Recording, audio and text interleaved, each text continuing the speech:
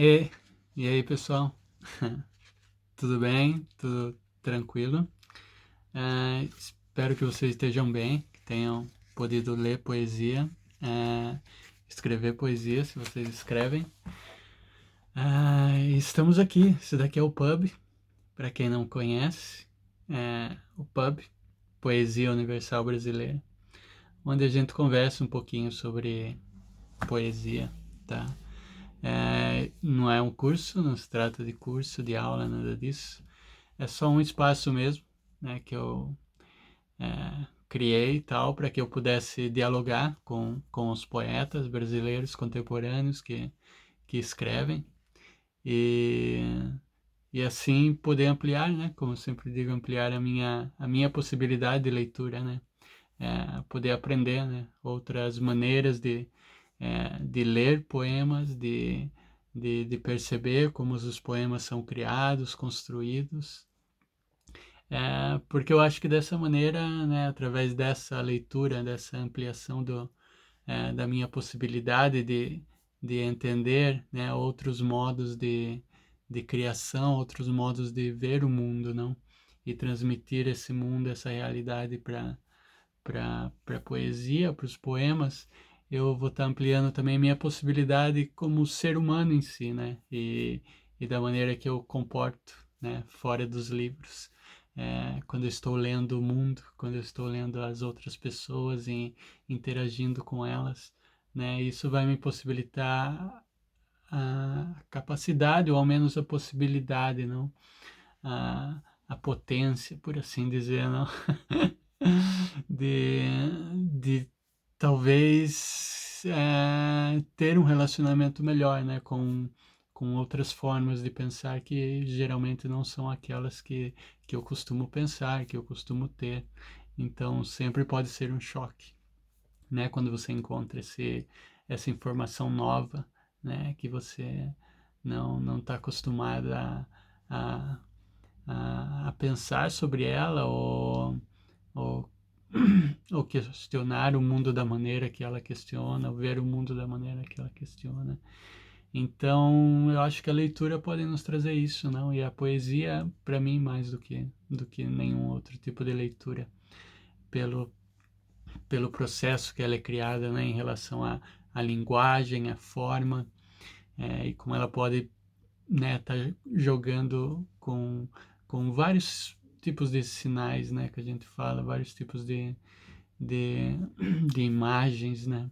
E, então isso eu acho que faz com que a poesia seja um modo de comunicação que nos leve para além da comunicação lógica, por assim dizer, ou científica, ou já rotineira ou habitual, né, que a gente costuma ter no dia a dia, ou o que a gente costuma encontrar na prosa. É, e é claro, né, para aqueles que gostam de prosa, não que a prosa não tragam isso, não traga isso, mas eu acho que a poesia tem capacidade de trazer isso de modo muito mais assim é, eficiente, por dizer, ou claro, né?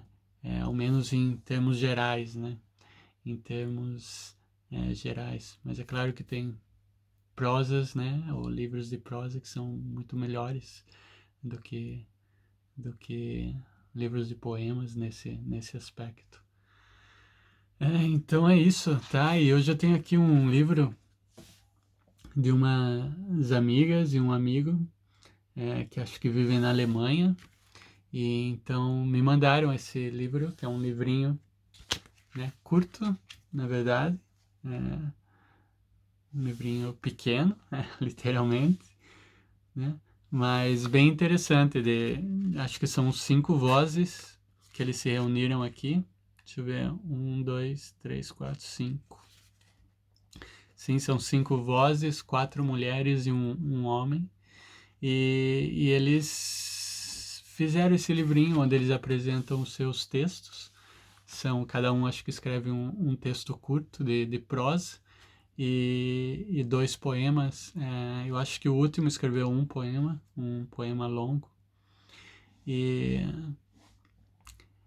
E a Valéria, na verdade, a Valesca, desculpa, a Valesca, que eu a conheci no Face, né? É, e ela me mandou esse livro e eu fiquei super grato e gostei bastante de ler os poemas aqui.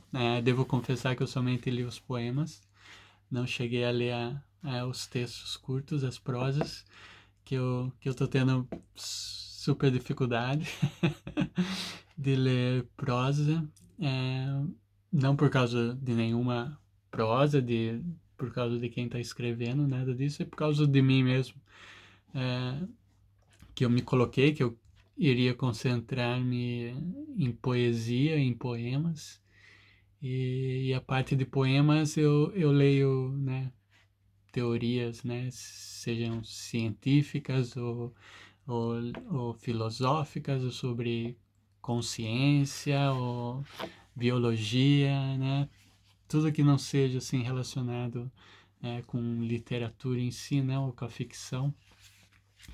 Então, em parte de ficção, me sobra a mente para dialogar somente com poemas. Mas eu gostei dos poemas que eu li, achei interessante, né? Como eu vou querer ler um poema de cada um deles, então são 5,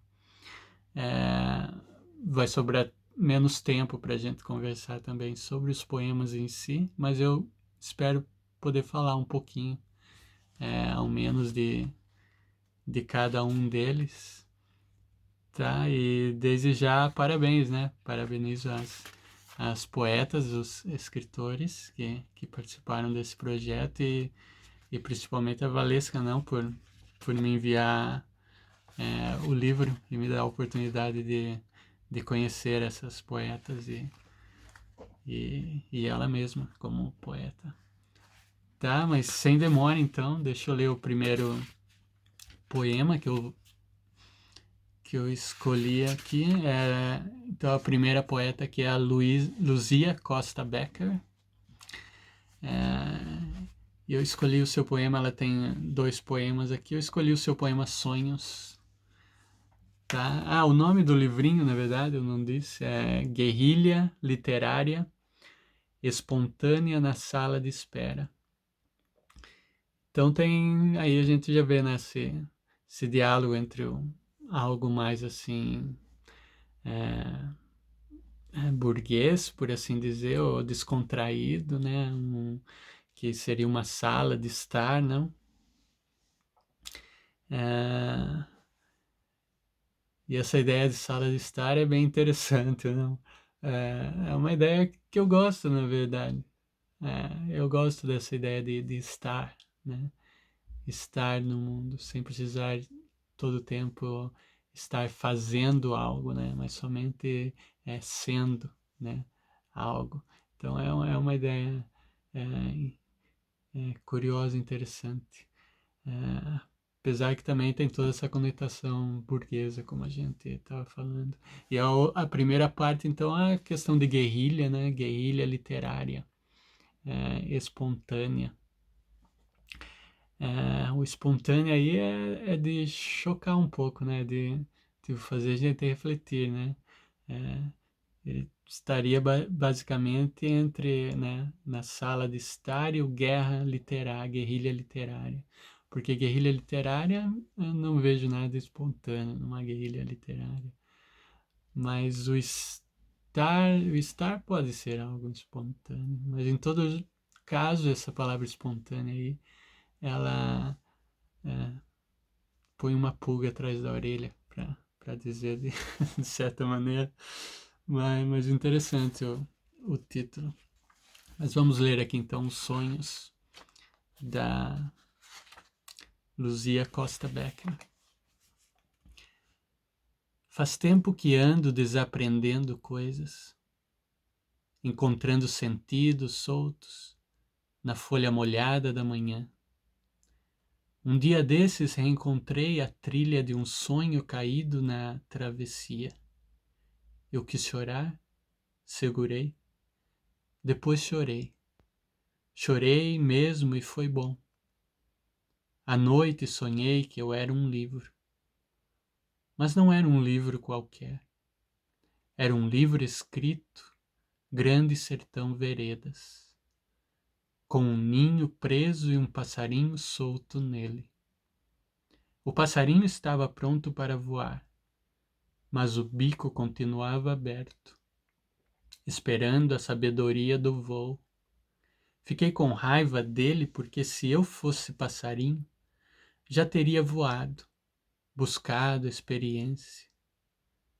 Perguntei ao passarinho: por que você não vai embora?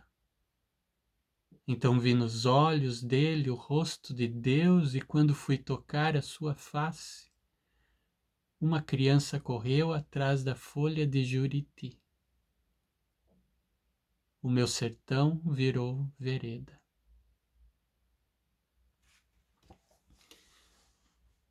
A primeira imagem aqui do desaprendendo, né? Coisas é interessante que às vezes a gente fala aqui, né? Eu falo que esse espaço é para aprender a desaprender e é, desaprender para aprender, né? Então vai nessa ideia, não? Eu acho aqui, né? Desaprender para estar aberto, né?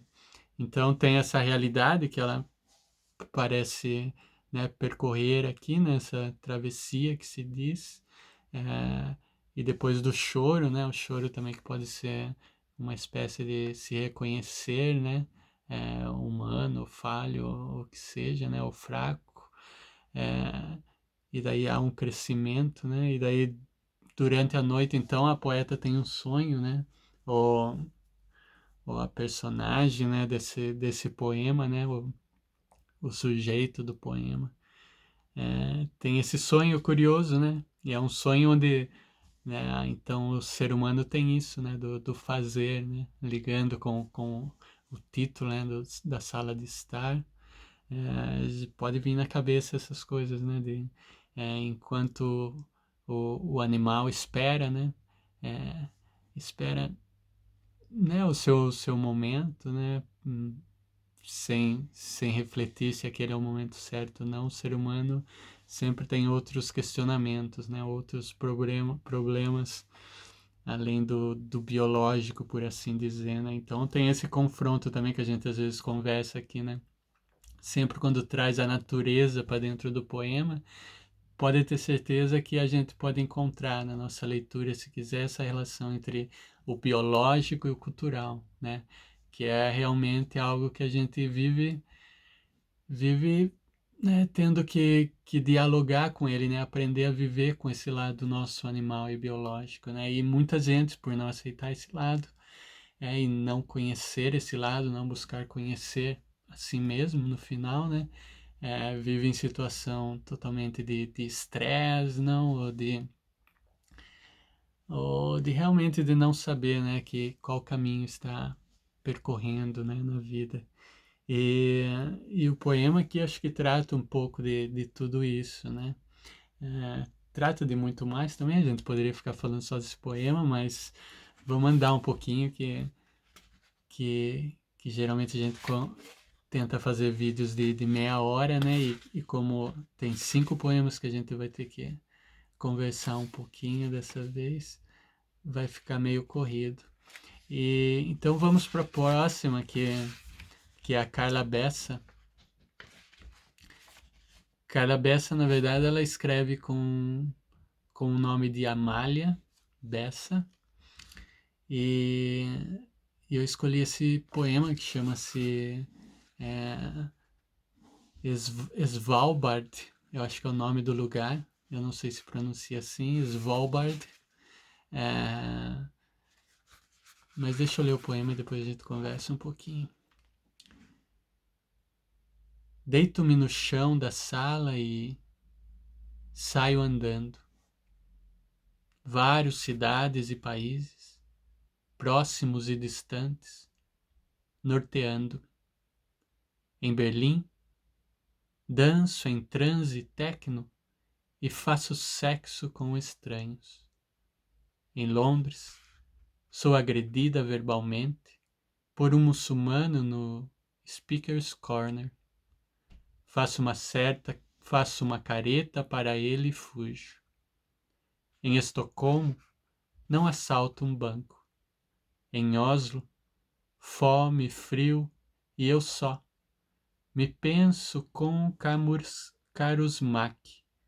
Em Helsinki, alcanço o ponto de não retorno. Perco-me em buscas, contra um vento glacial que me arranha a cara. Atravesso sonhos de batalha e campos de silêncio branco, com o nariz sangrando. Em Svalbard, enfim, me apazigo. Tiro a roupa e a máscara, faço um buraco no gelo e pulo. A minha nudez desperta-se toda, quase azul. Não vejo as tais luzes, mas não importa. Alegrias profundas são boreais. Evado-me de quereres, como uma monja ártica. Norteada, regresso ao chão da sala onde vejo-me deitada. Deito-me ao lado e percorro proximidades e distâncias, varando cidades e países, de mãos dadas comigo. Então a gente tem outra espécie, né, de sonho, de meditação, pensamento que voa, né, por se dizer. E temos essa poeta percorrendo, né, várias cidades, né, mas eu acho que interessante aqui é a questão do norte, né, como ela parece que se eu não me engano, né, essas cidades ou o percurso que ela vai é em direção ao norte, né, que liga muito bem com essa imagem do norteando, né, do norteando-me que ela coloca, né, do tipo nocauteando-me, não? Então os pensamentos, aí as reflexões, toda essa viagem que ela também está fazendo aí, né, para o norte, né, tem essa relação, né, e a relação também com a coisa fria, né, do esfriar-se, né, que também pode ser um esfriar-se, né, do ego, dos desejos, né, das vontades. Então eu achei interessante toda essa imagem aí ligada com esse poema, né, a questão da monja mesmo que a gente encontra, né, a ártica. Então eu acho que teria muito para dizer aí, né, com relação a isso e outras coisas, com certeza, né. Se vocês leram esse livro, vocês que vão assistir esse vídeo, né? Vocês leram esse livro, leram os poemas, tiveram outros pensamentos, outras ideias, né? Espero que vocês aí se comuniquem com a gente e nos contem, porque aqui, claro, né? Como eu digo, é sempre uma leitura subjetiva, né? Bem pessoal, bem, né? Sem intuito de ser definitiva, né? Nunca, né? Eu mesmo me releio, né, com as releituras que eu faço dos poemas. E dentro do tempo que a gente tem aqui, a gente sempre conta, espera falar um pouquinho, né, mas é claro que a gente nunca fala, né, a totalidade de tudo que há para ser dito. Mas vamos ao próximo poema. Então é da Valesca, é a terceira poeta no livro. E o poema que eu escolhi dela é o Herta M. Herta M. escreveu que o ditador tinha um topete. Eu odeio o ditador ainda mais com topete. Esse topete olhava o país todos os dias. Ela falou da poeira, das ruas e dos blocos residenciais. E eu estava ali também, nos prédios de chapa ondulada, onde acordei sonâmbula, na noite que se rasgou. O presidente atual tem cabelo liso, encebado e pele seca, esturricada e uma boca caverna onde saem palavras imundas. Herta M. escreveu que o medo é uma lagarta, se fingindo de morta. Bem interessante aqui então o poema. da Herta M. Com certeza essa Herta M tem um significado. Para ser honesto, eu não tive tempo de fazer uma pesquisa para ver, né, a ligação que pode ter essa Herta. Apesar que tem uma Herta que me vem na cabeça, mas que eu não consigo me lembrar agora exatamente qual seria. Mas o poema aqui, então, é um poema mais, assim, político, se a gente quiser dizer, né? Mais, assim, como se fala? Mais guerrilheiro em si, né? Mas o interessante, assim, na imagem, né, que eu gostaria de conversar um pouquinho, é essa imagem final, né, que eu achei bem bacana, né, bem acertada, é, da Herta, né, que escreveu que o medo é uma lagarta se fingindo de morta. Realmente eu acho que o medo pode ter essa imagem da lagarta, né, que enquanto aí está viva, né, e ao mesmo tempo parece que não está, né? Que não está se movendo. Quando a gente começa a prestar atenção, a gente vê que ela está se alimentando o tempo todo, né? E o medo mais ou menos é isso, né? Na verdade, acho que a publicidade ou o que seja, né, da mídia ou o que seja de tudo isso que hoje em dia a gente vê que nos pede aqui a isso novamente, não, a que não estejamos na sala de estar, mas que estejamos sempre fazendo algo, né, nos alimentando de algo, né, nos engordando de algo, né, seja em termos né, do ego, de estômago, até mesmo de informação, né, essa coisa de sempre estarmos aí em busca, né, isso acho que é muito do medo realmente, né, de não sabermos lidar com o medo, né, e para mim o medo, né, a contraposição do medo é realmente o amar em si, né? É, quem me conhece um pouquinho sabe que eu não gosto muito da palavra amor e sempre prefiro usar a palavra amar, né? Porque amar também é uma ação, né? Para mim é uma ação e muitas vezes a ação de estar na sala de estar, né? Nem sempre é a ação de sair por aí ajudando todo mundo fazendo coisas, não. Mas voltando para a lagarta, então eu acho que a lagarta simboliza bem essa questão de estar aí, né, se alimentando o tempo inteiro, que está vivo, né, porque sabe que a vida é curta, que tudo vai passar e ela tem, né, por necessidade biológica, né, animal, mas no caso da lagarta, é claro, né, ela tem essa função, né, e vai se tornar uma borboleta, né, mas para nós talvez a gente tenha que ter uma atitude de se transformar a borboleta, né, de se transformar nessa maravilha que pode daí simbolizar o amar, né, que seja a borboleta. E então para nós eu acho que sendo seres já culturais, né, e não somente biológicos, a gente necessita dessa atitude, né? Sem atitude de amar e de ser a borboleta, a gente deixa e volta a ser a lagarta. Então é um jogo, né, que necessita atenção, né? Atenção, outra palavra que a gente gosta de usar aqui, né? Atenção, né, como essa forma, uma das formas mais puras, né, e da generosidade raras, né, como diz a Simone Weil, né? E então essa imagem, né, nesse poema foi a que mais me tocou, assim, achei interessante, né? E, e vamos para o próximo poema, que a gente está aqui chegando no quarto poema.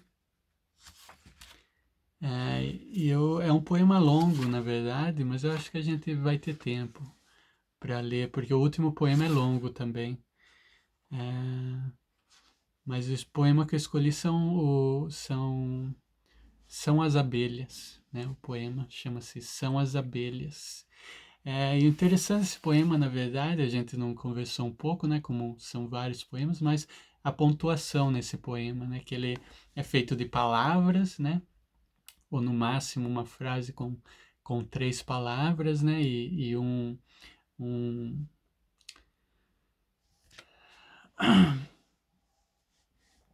com três palavras, né? Onde uma delas somente é um substantivo, né? Seja pessoal, na maioria das vezes é pessoal, né? Que são as abelhas em si, né? Ou a criança gritando. Mas, então, geralmente formado de 3 palavras aí, né?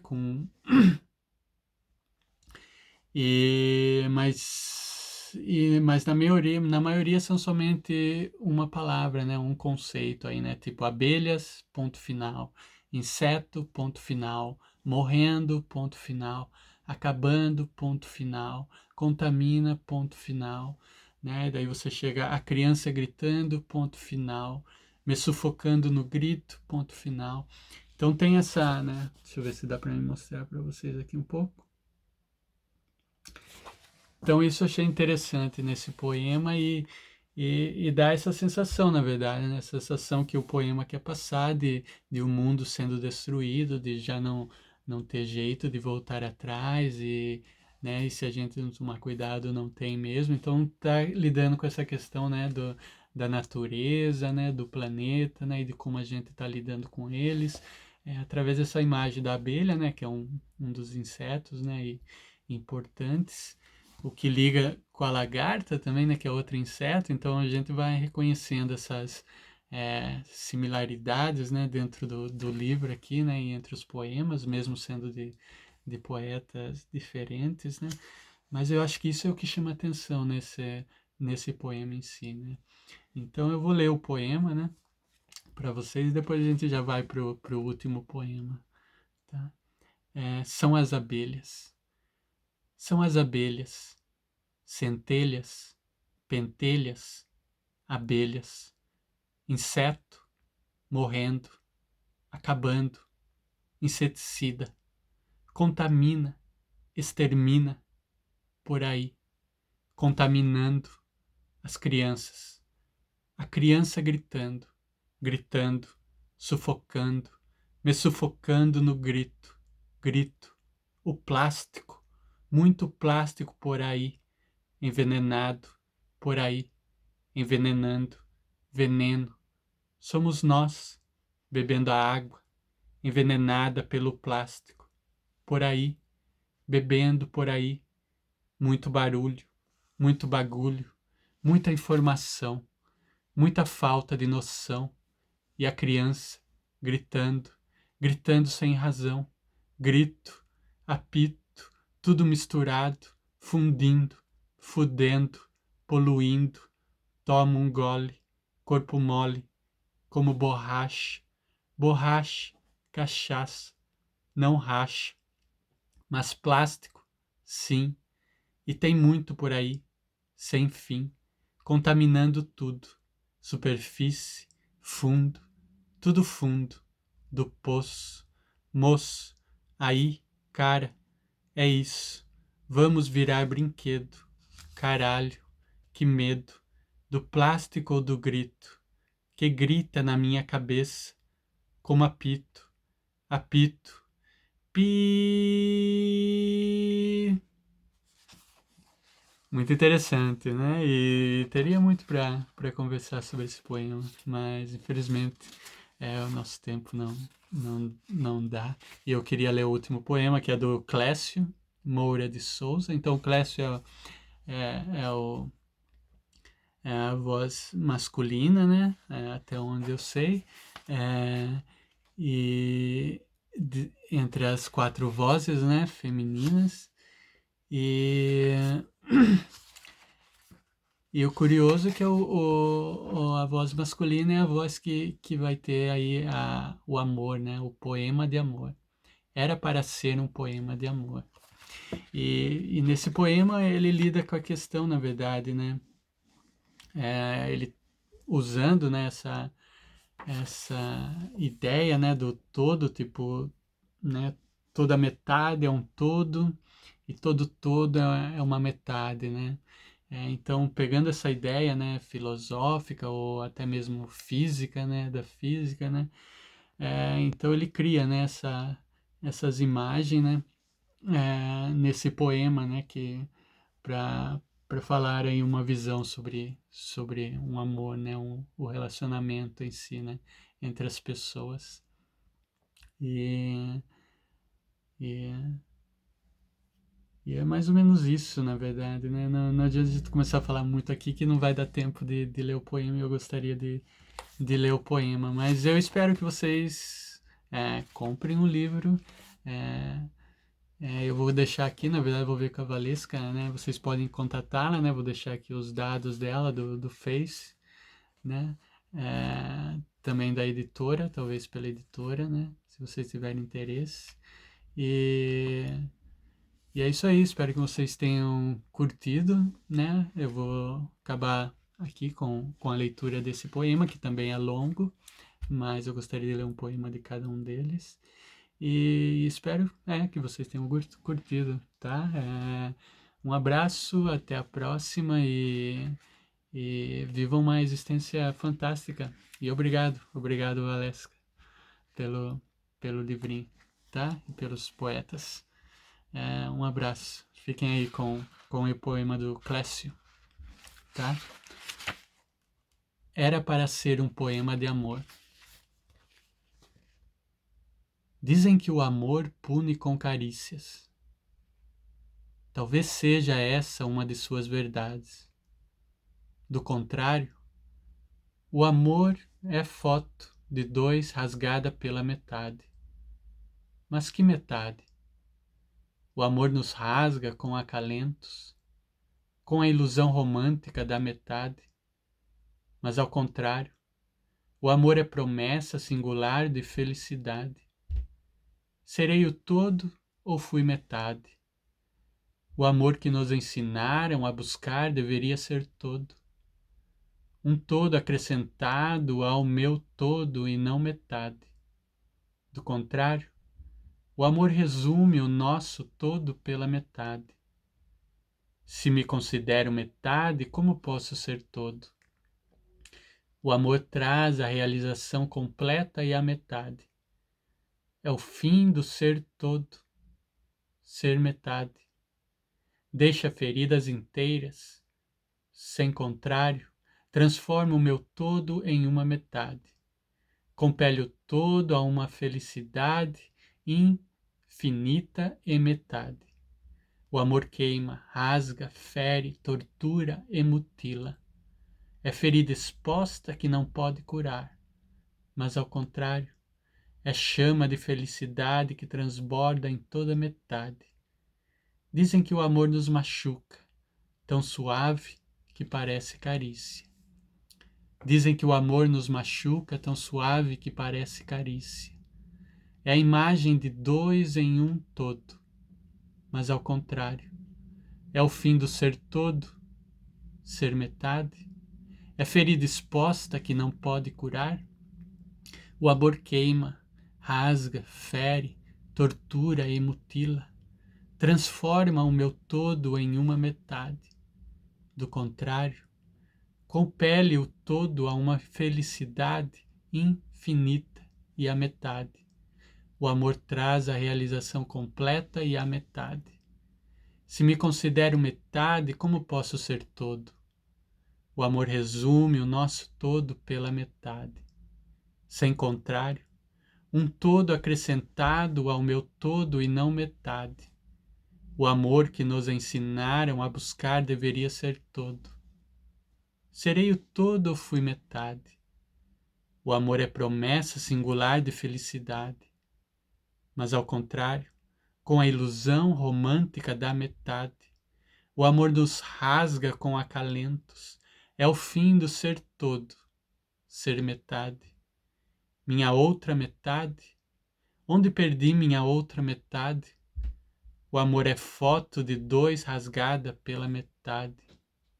Do contrário, talvez seja essa uma de suas verdades.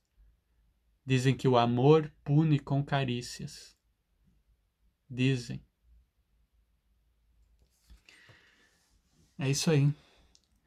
Uma totalidade de metades vista como um todo. Uma totalidade de metades vista como um todo. Esse foi um pensamento que me gerou, depois da leitura desse poema. Tá? Um abraço então. Vivam uma existência fantástica. Leiam, escrevam poesia. poemas, se preferirem. E até a próxima. Tchau, tchau.